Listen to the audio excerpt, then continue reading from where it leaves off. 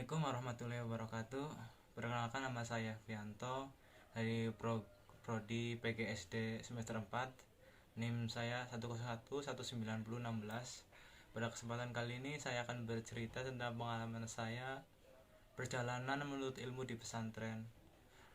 Pada sekitar tahun 2016, awal saya lulus SMP, saya melanjutkan ke jenjang pendidikan SMK, tepatnya di SMK Negeri Karangpujung.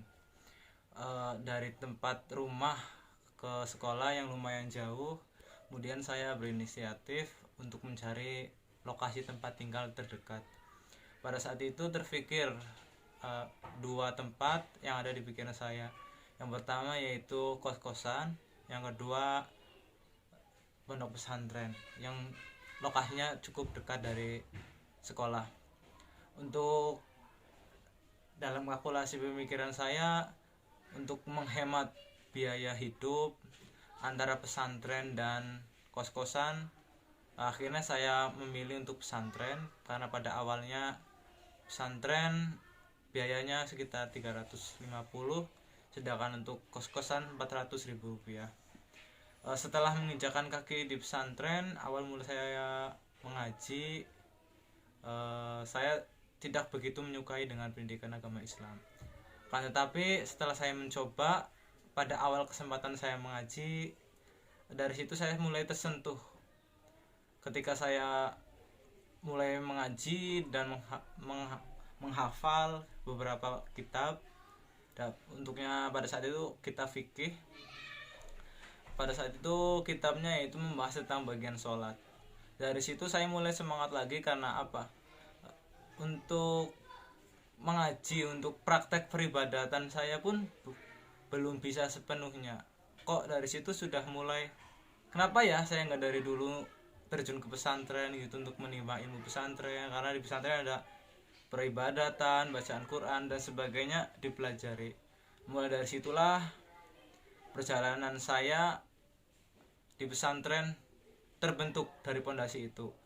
Selanjutnya alhamdulillah berkah dari guru, sekitar 3 tahun saya menuntut ilmu di SMK, dan untuk tahun berikutnya saya mulai bingung lagi untuk menjalankan hidup ini. Salah satunya tuntutan dari orang tua untuk kerja, sedangkan dari pihak pesantren masih dibutuhkan untuk tenaga. Maka dari itu saya berpikir ulang dengan pertimbangan-pertimbangan yang lainnya. Akhirnya saya memutuskan untuk tetap tinggal di pesantren.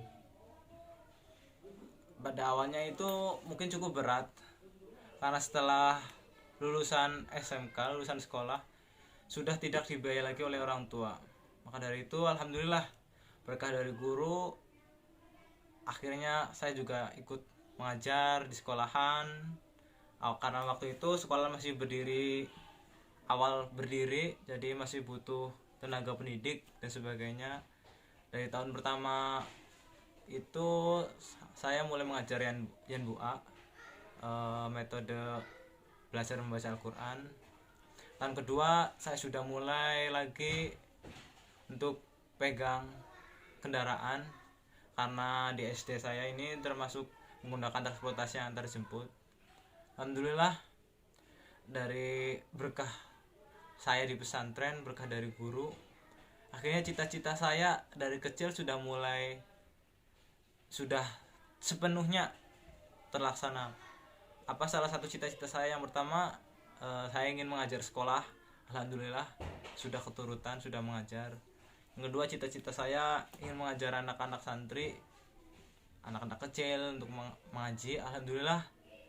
Yang kedua, cita-cita saya juga sudah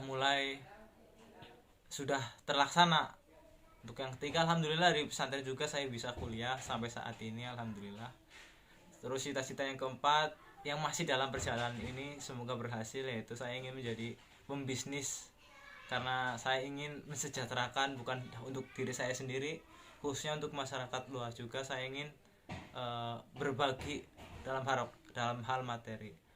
Alhamdulillah cerita saya cukup singkat ini, semoga menjadi inspirasi bagi kalian semua bahwa pesantren itu bukan tempat yang keji, bukan tempat yang buat orang-orang yang untuknya lah, teruntuk orang-orang yang memiliki pemikiran bahwa pesantren itu bukan tempat yang logis buat anak. Justru dari pesantren lah itu pondasi utama untuk meraih masa depan, karena di situ kita diajarkan berbagai macam ilmu, berbagai macam pengalaman-pengalaman, insya Allah bisa diambil dari pesantren. Untuk itu marilah untuk generasi selanjutnya saya mengajak, ayo kita perkuat akidah kita, perkuat iman kita, kita tuntut ilmu setinggi-tingginya. Mungkin itu saja pengalaman saya, kurang dan lebihnya saya mohon maaf. Terima kasih. Assalamualaikum warahmatullahi wabarakatuh.